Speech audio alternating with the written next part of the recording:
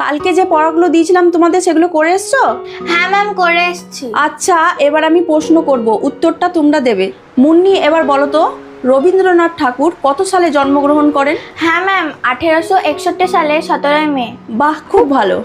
এবার ঋতিকা বলো তো রবীন্দ্রনাথ ঠাকুর কোথায় জন্মগ্রহণ করেন? ম্যাম মনে পড়ছে না। পড়া করে আসুনি কেন? নিশ্চয় তুমি কালকে বাড়ি গিয়ে পড়তে বসোনি। সত্যি বলছি ম্যাম, কালকে অনেকবার পড়েছিলাম কিন্তু মনে পড়ছে না। তার মানে তুমি আজও ঠিক মতো পড়াশোনা করে আসোনি?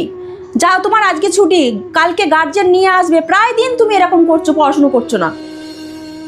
প্রায় দিন তুমি এরকম করছো, পড়াশোনা করছো না। কি হলো সোনা, মন খারাপ করে বসে আছো কেন? তুমি তো পড়তে গেছিলে, পড়তে থেকে এসে তুমি মন খারাপ করে এসে বসে আছো। মা, আমার পড়া মাথায় ঢোকে না, যতই চেষ্টা করি মনেই থাকে না। আমি জিরো আর জিরো হয়েই থাকবো।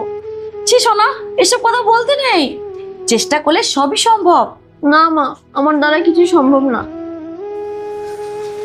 আচ্ছা শোনা, তুমি নিজেকে এত দুর্বল ভাবো কেন? যখনই দেখি তুমি বলো যে আমার দ্বারা হবে না, আমি পারবো না।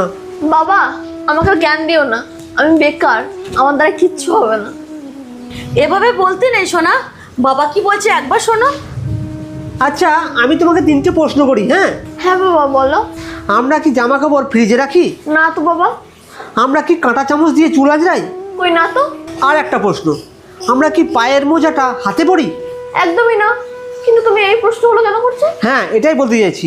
3টে প্রশ্নের উত্তর সম্পূর্ণ 3টে আলাদা, কারণ প্রতিটি জিনিসের কাজ সম্পূর্ণ আলাদা আলাদা। ঠিক তেমনি পৃথিবীর সব মানুষের বুদ্ধি, শেখার ক্ষমতা ও পড়ার পদ্ধতি সবারই সমান হয় না। কেউ শুনে বেশি মনে রাখে, আর কেউ বা পড়ে বেশি মনে রাখে, কেউ বা লিখে বেশি মনে রাখে।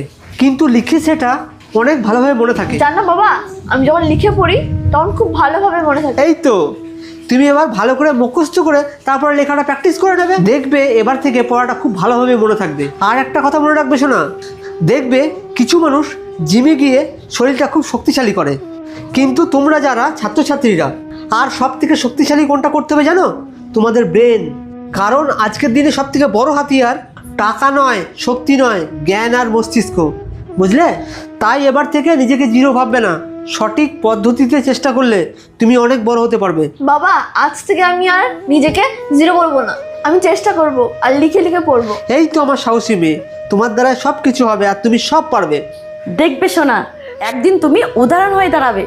তো বন্ধুরা, সব ছাত্রের শেখার পদ্ধতি কিন্তু এক নয়। কেউ বা দ্রুত